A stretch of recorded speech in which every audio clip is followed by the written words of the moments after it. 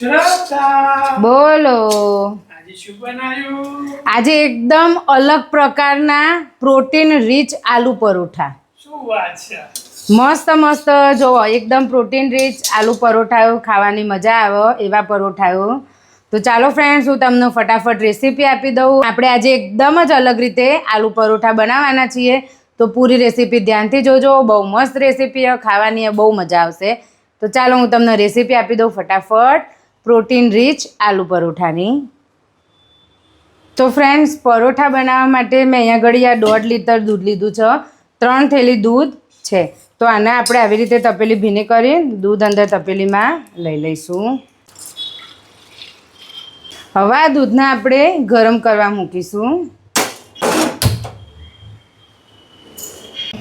તો જો દૂધ આપણું ગરમ થાય, એકાદ ઉભરો આવા થાય, એ સ્ટેજ ઉપર ગેસ ધીમો કરી દઈશું.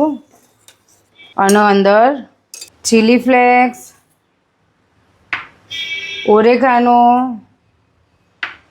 સ્વાદ પ્રમાણે મીઠું અને એક લીલું સમારેલું ઝીણું મરચું અને થોડીક ઝીણી સમારેલી કોથમીર સાફ કરીને લીધી છે. આ બધું જ દૂધમાં ઉમેરી દઈશું. તમને નવાઈ લાગતી છે કે આ બેન દૂધ હાથે શું કરું, આ પરાઠા બનાવું, પણ આપણે હે ને આ મસાલા પનીર બનાવીએ છીએ અને મસાલા પનીર બનાવીને પછી એમાંથી આલુ પરોઠા બનાવીશું. તો આ બધો મસાલો દૂધમાં ઉમેરી દીધો. હવે આપણે શું કરીશું ખબર? ધીમે ધીમે કરીને વિનેગર ઉમેરીશું અંદર. એકદમ નહીં ઉમેરી દેવાનું. જો મેં આટલું વિનેગર લીધું છે, પછી આમ થોડુંક 2 ટીપા નાખ્યું, પછી એનો આવી રીતે હલાવીશું. જો મારો ગેસ ચાલુ જ છે, મેં ગેસ હજી બંધ કર્યો નથી ફ્રેન્ડ્સ. પછી પાછું 2 ટીપા નાખીશું, પાછું મિક્સ કરીશું. હું વિનેગરમાં પાણી પણ ઉમેરતી નથી. ઘણા લોકો વિનેગરમાં પાણી બી ઉમેરતા હોય પનીર બનાવવા માટે, પણ હું ડાયરેક્ટ જ વિનેગર વાપરું છું. પાણી નહીં ઉમેરતી તોય બહુ મસ્ત પનીર બને છે મારો. મિક્સ કરતા જવાનું અને થોડુંક થોડુંક ઉમેરતા જવાનું વિનેગર. તો જુઓ ફ્રેન્ડ્સ, આ પનીર બની ગયું આપણું. પાણી એકદમ આવી ગયું દૂધમાંથી. હવે ગેસ બંધ કરી દેવાનું. જુઓ, હવે ગેસ બંધ કર્યો. આ પાણી અને પનીર છૂટું પડી ગયું. હવે આપણે એને ગળી લઈશું. આવી રીતે ગળી મૂકી છે, એમાં આપણે ગળી લઈશું.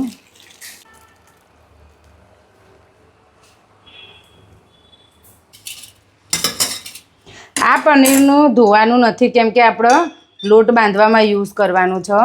પછી બધી ફ્લેવર આવે ને, ઓરેગાનો, ચીલી ફ્લેક્સ ને બધાનો ફ્લેવર જતો રહે. એટલે આપણે આને ધોઈએ નહીં, બસ આમના આમ થોડીક વાર સુધી નીતરવા દઈશું. ત્યાં સુધી આપણે પરાઠા બનાવવા માટેનું સ્ટફિંગ તૈયાર કરીએ.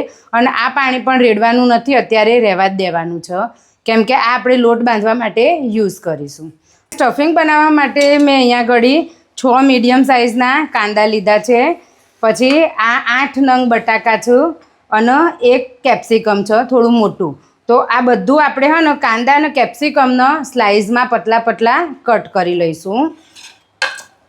અને બટાકા મેં તમને કીધું ને, દર વિડીયોમાં હું કહું છું કે બટાકાની કોઈ પણ વસ્તુ બનાવવાની હોય ને તો બટાકાનો 2 થી 3 કલાક પહેલાં બાફી દેવાના.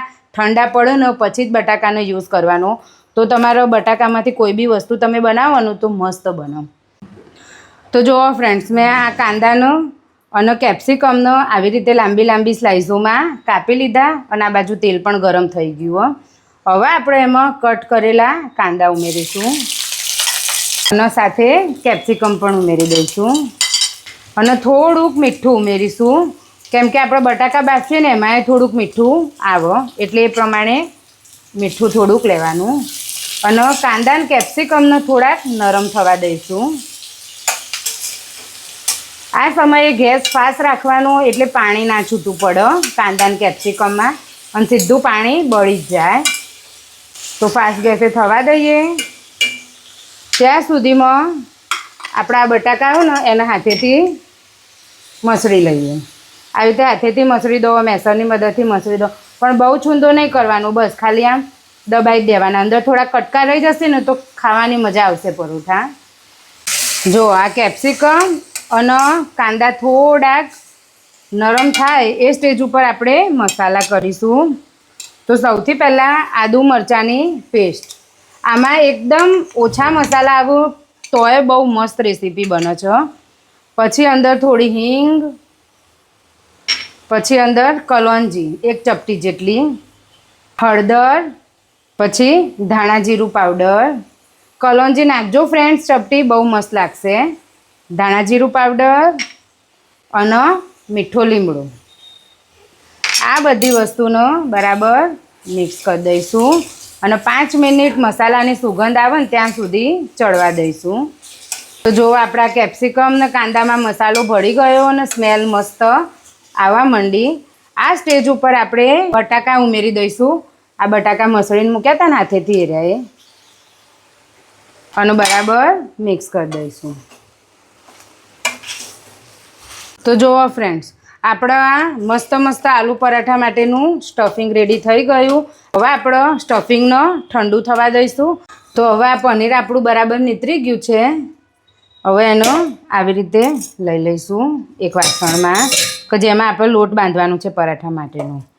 પનીરનો મસળીનો આમ છૂટું છૂટું કરી દેવાનું.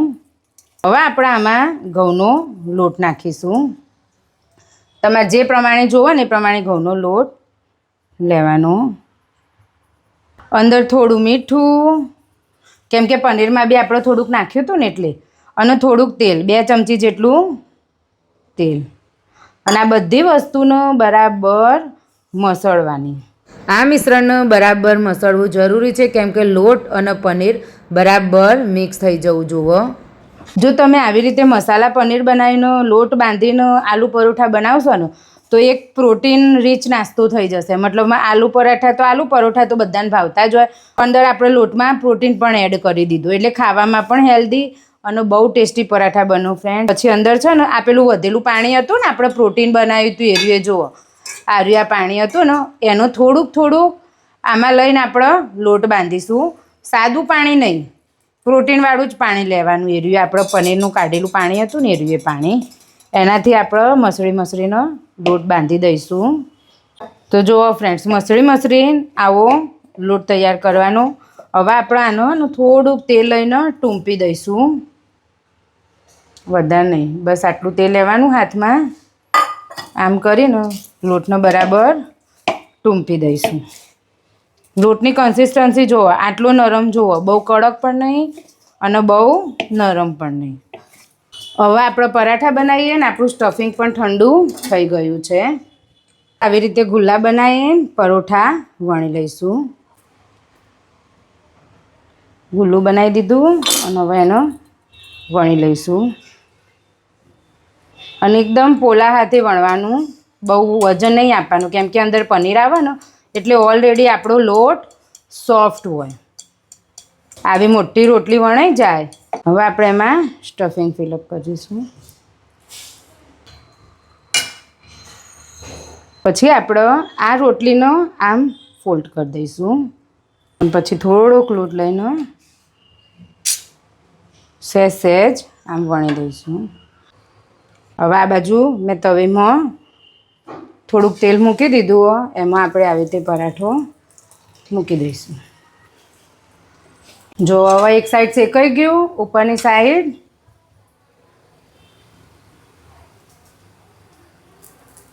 થોડુંક તેલ નાખીશું. તમે ઘી પણ નાખી શકો ફ્રેન્ડ. અને ઉલટ પુલટ કરીને ગોલ્ડન બ્રાઉન થાય ત્યાં સુધી આપણે એને શેકી લઈશું.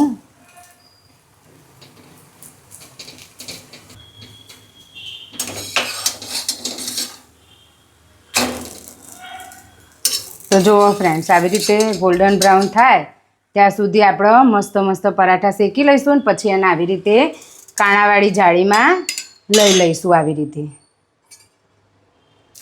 હવે આવી રીતે આપણે બધા જ પરોઠા શેકી લઈશું.